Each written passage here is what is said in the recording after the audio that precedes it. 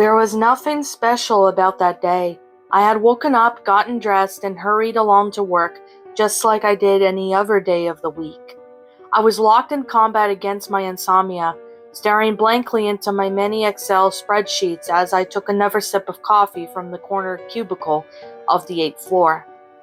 I forced the bitter gunk down my throat, hoping that between coughs it would give me the strength to not go postal on my coworkers.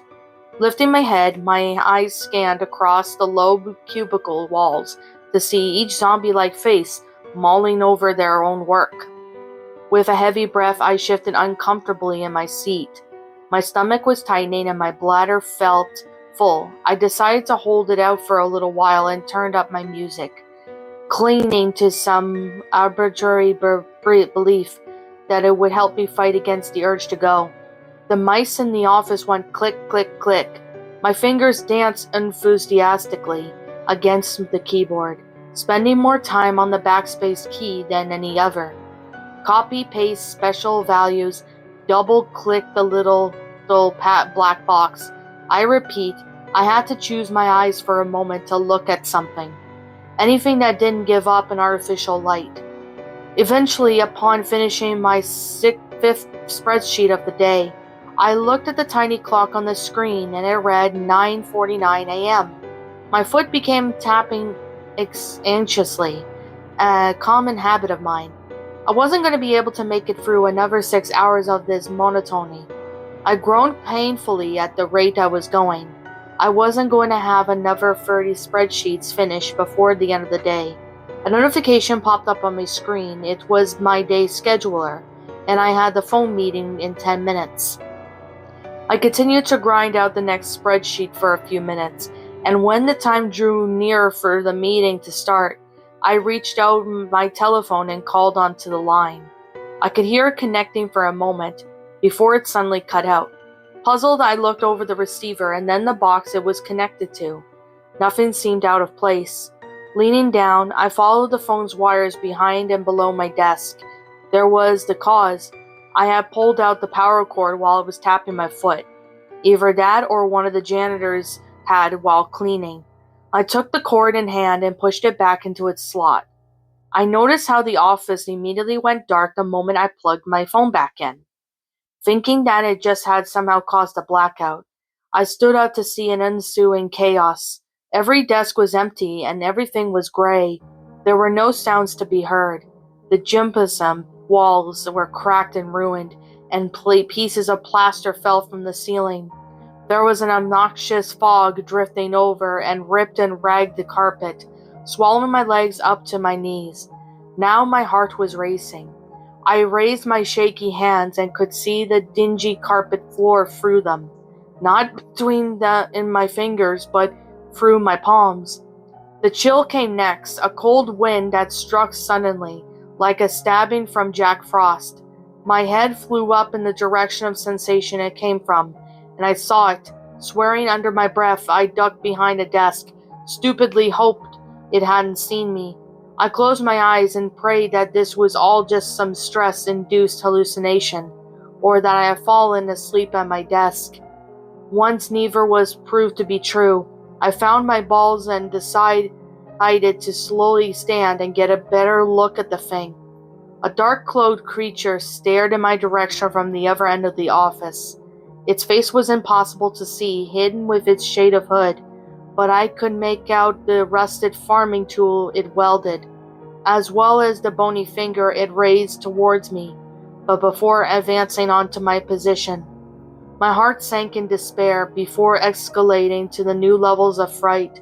I bolted from my desk and began to run down the floor towards the exit, but it was as though I was on the treadmill and my feet would not just grip. I found myself using a lot of energy only to get a few feet away. I turned around and witnessed a group of ghastly chains protruding from my back, hooking me onto my seat, and lying there was my body limp and quiet, one hand smoldering from where the socket had fried me. I rushed back towards my desk. An easier task I was not fighting the chains. I tried reaching for the heart, the brain, anywhere I thought was spiritually important. I turned back for a second. The cloaked thing was halfway across the floor, holding the side key in both hands. I couldn't tell if it had feet or not, as it seemed to have glided over the filthy gray floor. I tried to put the plug back in its socket to complete some unfinished business.